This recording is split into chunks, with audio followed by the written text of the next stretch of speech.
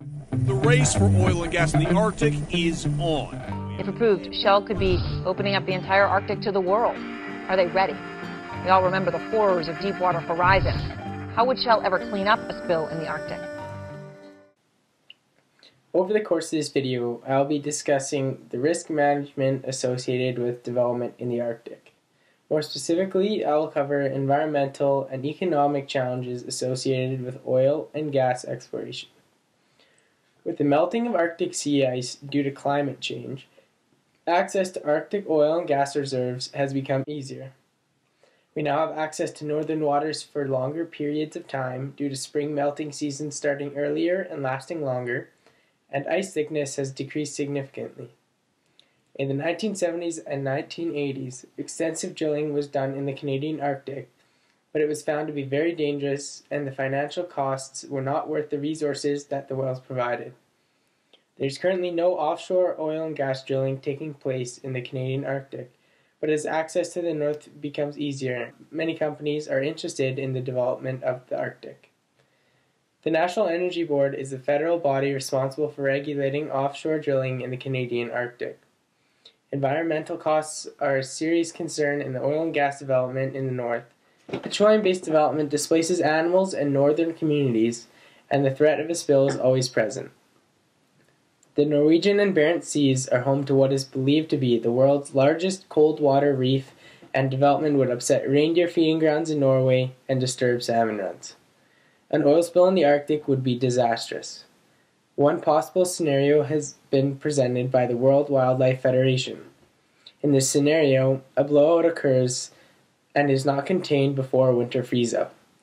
The well would spew oil for the 7 to 8 months that there is ice cover, during which nothing can be done to contain the spill. This oil would bind with new ice and would be released into new currents in the spring. One of the things that needs to be researched further is what happens to the oil, what's the fate of the oil, how does it behave, how do you find it? Whether it's in ice-free or ice-covered waters, it's still different than if you're in the warmer environment. In 1976, the Canadian government enacted the same season relief well policy that required operators to demonstrate the ability to drill and complete a relief well within the same operating season. With current technology, we question whether or not relief wells are the best solution with regard to safety, the environment, and resource conservation. A possible alternative would be well capping, as it is faster and requires less intensive cleanup. Economic challenges are another major factor in oil and gas development in the Arctic. Ocean Ranger, 87 dead. Piper Alpha, 167 dead, $3.5 billion lost. Montara blowout, 74-day spill, leaking over 1 million gallons of oil, covering over 6,000 square kilometers. Deepwater Horizon. The billions of dollars and the men lost in countless offshore drilling catastrophes have served as the backbone to the National Energy Board's future policies. To prevent future disasters, extremely stringent requirements for well containment and emergency response are in place that must be met prior to oil and gas investigation in the north, which leads to substantial cost increases to oil and gas companies. Along with these costs, simply starting up a new drilling operation is a huge cost to an oil and gas company. Mechanical engineers face the concept of risk management daily.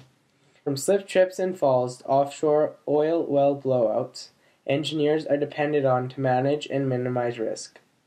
This aspect of engineering has the greatest impact on the development of the Arctic in the future. Technology can change the way we drill, and we can increase safety on drilling rigs, but risks are always present, and engineers are tasked with managing, reducing, or eliminating inherent risks associated with oil and gas development in the Arctic.